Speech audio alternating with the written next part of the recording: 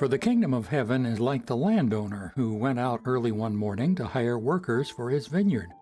He agreed to pay the normal daily wage and sent them out to work. At 9 o'clock in the morning, he was passing through the marketplace and saw some people standing around doing nothing.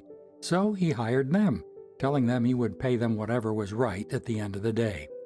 So they went to work in the vineyard. At noon and again at 3 o'clock, he did the same thing. At 5 o'clock that afternoon, he was in town again and saw some more people standing around.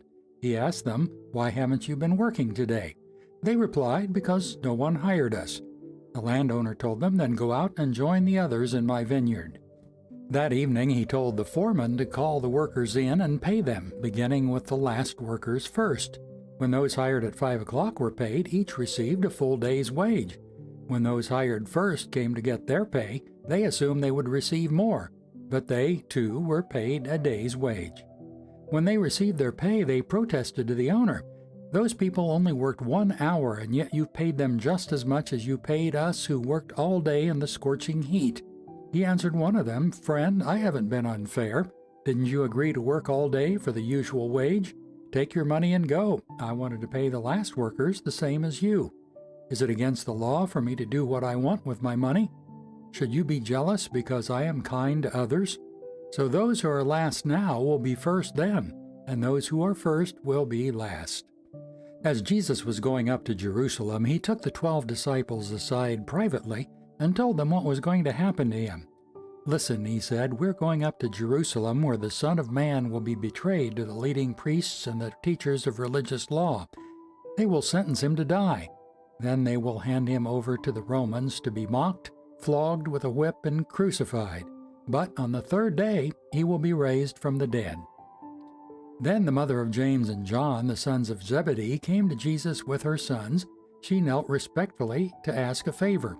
"What is your request?" he asked. She replied, "In your kingdom, please let my 2 sons sit in places of honor next to you, one on your right and the other on your left."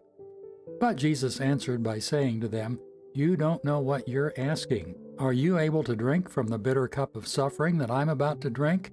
"Oh, yes," they replied, "we're able." Jesus told them, "You will indeed drink from my bitter cup, but I have no right to say who will sit on my right or my left. My Father has prepared those places for the ones he has chosen." When the other 10 disciples heard what James and John had asked, they were indignant.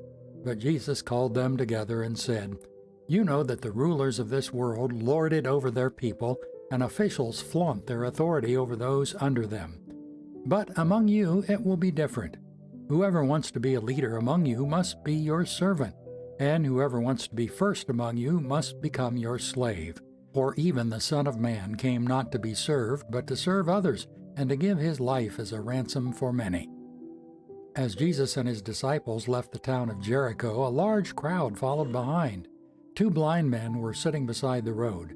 When they heard that Jesus was coming that way, they began shouting, "Lord, Son of David, have mercy on us." "Be quiet," the crowd yelled at them.